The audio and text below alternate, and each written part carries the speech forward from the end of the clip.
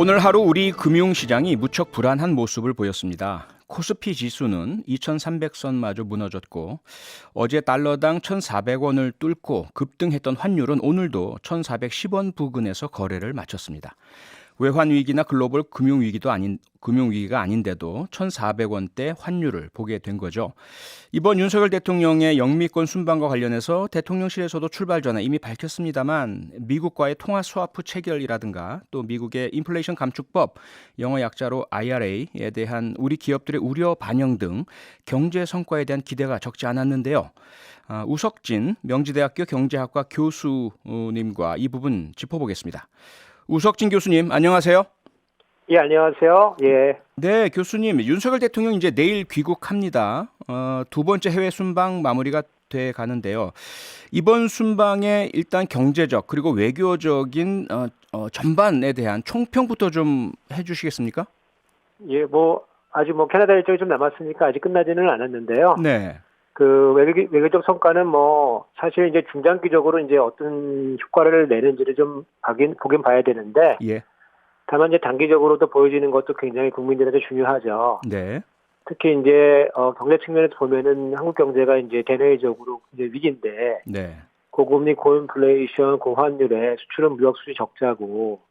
네, 우리가 미래 먹거리로 생각했던 반도체, 전기자동차, 배터리, 바이오가 지금 좀 추세에 몰리고 있고요. 예. 그리고 이런 상황들이 기업 단위에서 해결할 수 있는 것도 있고 정부가 해결해야 되는 것들이 있는데 최근에 불거진 문제들은 이제 정부가 이제 좀 도와줘야 되는 것들이 있죠. 아까 지경자분들 말씀하셨지만은 IRA나 환율 방어에 필요한 통합사업 이런 것들은 이제 그 정부가 좀 나서줘야 되는 것들인데.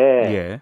우리가 해결은 아니더라도 이제 대통령이 갔으니까 뭔가 해결의 물꼬를 트는 것을 이제 기대를 했는데 아직 솔직히 말씀드리면 가시적인 성과가 없다고 보는 게 좀 맞을 것 같아요. 그리고 바이든 대통령하고 48초 안에 뭔가 얘기를 하면서 그런 문제를 제기했다고 하면은 누가 믿겠습니까? 그리고 미국과 이제 일본의 공식 보도를 보면은 우리가 기대했던 거는 좀 다르게 경제적인 성과 이런 것들은 이제 언급이 거의 되고 있지 않아서 좀 성과가 좀 부족하지 않나 이런 생각이 들고요. 더 큰 문제는 이제 사실 이런 과정에서 우리한테는 굉장히 소중한 대통령인데 외국 정상들이 이제 우리 대통령을 이렇게 다뤄도 되는 건가? 그런 이미지를 준 것은 중장기적으로 큰 문제다. 예컨대 바이든 대통령이 노력 악수를 한다든가, 일본 기시다 총리가 일본 대표부로 대통령 불러가지고 형식도 제대로 갖추지 않고 회담에 이제 간담인지 그런 걸 나눈다든가 그렇게. 근데 이렇게 되면은 이제 우리나라 대통령이 좀 세계 각국에 조금 우습게 보여지게 되는 거니까 중장기적으로는 정말 우리 국익에 큰 문제를 일으키게 되는 거 아닌가라고 하는 그런 걱정을 좀 하고 있습니다. 네. 우선은 경제에 대한 가시적 성과가 아직은 없다는 것과 또 대외적인 우리 대통령의 어떤 평가 이 부분에 좀 우려를 표명해 주셨는데요. 우선 교수님 말씀하신 부분처럼 국가가 해야 될 역할, 지금 여러 가지 경제가 어려운데 환율 부분 많은 기업들 어려움 겪고 있고 우리 물가에도 영향 주고 있는데요.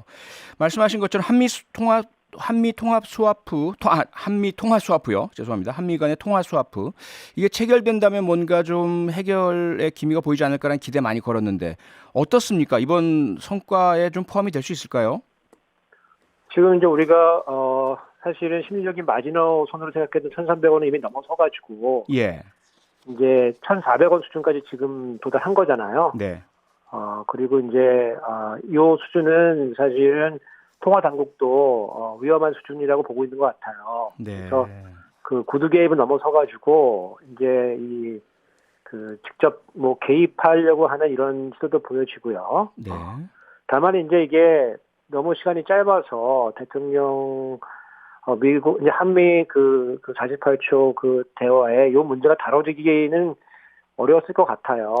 다만 이제 이후에 리셉션이나 아니면 실무자 수준에서 논의가 됐다면은 다행이긴 한데 최소한 경제 수적 같은 경우에는 유동성 공급 장치를 조금 더 강화한다 이런 식으로 논의가 됐다고 좀 말씀하고 있는 거니까 그렇죠. 조금 논의가 되었다면 그럼 다행이다. 네. 이런 생각이 좀 들고 네. 다만 이제 우리가 2020년에 우리가 그 미국과 통화 수합을 체결한 적이 있거든요. 네. 근데 그때들은 이제 그 상황을 보면은 이제 우리 이제 뭐 해당 국가들의 이제 금융시장 안정성을 위한 조치였어요. 왜냐면은 네. 그 달러가 부족하면은 이제 미국 국채를 막 갖다 파는 그런 현상들이 벌어질 수가 있거든요. 그래서 예. 대량 매각에 나설 수가 있어서 그거를 좀 막으려고 통화 수합을 해줬는데 네. 미국 입장에서 보면은 지금 그런 상황은 좀 아니거든요. 물론 이제 통화 수합을 우리나라에서 한미 통화 수합을 해주면은 네. 투자 심리가 좀 안정이 되겠죠. 근데 이제 만약에 좀 다른 측면에서 보면은 네. 한국과 미국이 통화 수합을 체결한다고 하면은 예. 오히려 투자자들이 한국이 정말 위험한 거 아니냐 이런 뭐 대외 신도가 좀 하락하는 이런 현상이 발생할 수가 있거든요. 네. 그리고 이제 미국이 2020년과는 다르게 네. 그 한미 통화 수합에 그렇게 적극적으로 나서지 않을 거라는 분석도 있는 거예요. 네. 왜냐면 한국이 지금 사실 펀더멘털은 크게 나쁘지는 않거든요. 네. 근데 한미 통화 수합을 해주면은 네.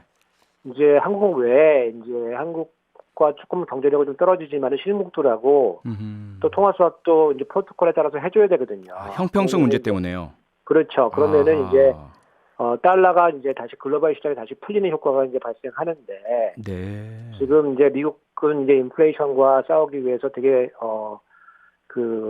뭐 적극적으로 나서고 있는데 그렇게 달러가 풀리면 다시 금리 차이에 의해 다시 미국 들어오게 되거든요. 네. 그래서 긴축 정책의 효과를 반감시키는 효과가 있어가지고 미국 자체에서 이 통화 수합에 대해서 적극적이지 않을 수가 있다. 비록 우리는 원하는 것이지만 뭐 예전처럼 통화 수합을 이렇게 체결하는 게 그렇게 만만치 않을 상황이다. 이제 이렇게 조금 바라보는 게 객관적인 것 같습니다. 네네. 좀 복잡하기도 하고 우려도 되고 하는데요. 그럼요. 두 번째 문제 교수님이 지적해 주신 IRA, 인플레이션 감축법 관련해서도 뭔가 이번 순방 기간에 우리 대통령이 물꼬를 터오거나 해결책을 좀 찾아오지 않을까 기대를 많이 하고 계셨는데 어떻습니까? 좀 가능성이 보이십니까? 그러니까 이게 이제 IRA의 A라고 하는 게 법이란 뜻이거든요. 액트란 뜻이기 때문에. 그렇죠.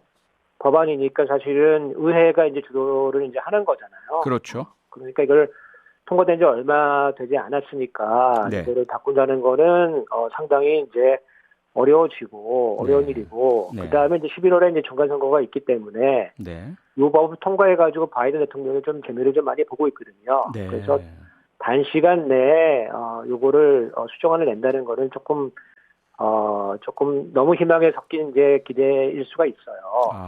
다만 이제 우리 사정을 좀 많이 알리고 그리고 이게 뭐 시행령이나 뭐 수정안이 됐을 때 우리의 이제 입장이 좀 반영될 수 있도록 하고 특히 이제 우리가 이제 2025년도까지 또 공장들이 지어지니까 그때까지 뭔가 일종의 이제 이제 지원금에 세액공제 형태로 지원금이 이제 지원이 되는데 세액공제 전부 혹은 일부를 좀 받을 수 있도록 그렇게 이제 조치를 취할 수 있으면 좋은데 이제 그런 쪽으로 이제 우리 의견을 전달했다고 이제 대통령실이 얘기를 하고 있는 건데 다만 이제 대통령실에서 하는 말에 지금 답이 될 수가 없게 돼서 뭐 희망이 섞인 뭐 그런 발표는 좋지만은 참 믿기가 좀 어렵다. 뭐 그렇게 보고 있습니다. 네네. 그럼 결국 이것도 장기적으로 어떻게 돼가는지를 봐야만 평가를 할 수 있겠군요. 그렇죠. 왜냐하면 지금 미국이 당장 고쳐줄 일은 없고 그렇다고 해서 지금 대통령하고 대통령들끼리 회담하면서 요거를 이제 해결한 것도 아니고 그래서 다만 이제 이런 것들이 우리 의사를 전달했다고 지금 하는 것이기 때문에 전달이 됐는지 전달 자체가 효과적인 것이 이런 것들은 지금 알 수가 없기 때문에 조금 좀 반신반의하는 그런 태도를 좀 취하고 있습니다. 알겠습니다. 오늘 말씀 여기까지 듣겠습니다. 고맙습니다. 예, 감사합니다. 우석진 명지대학교 경제학 교수였습니다. 평일 저녁 6시 5분에 여러분을 찾아갑니다. MBC 라디오 표창원의 뉴스 하이킥.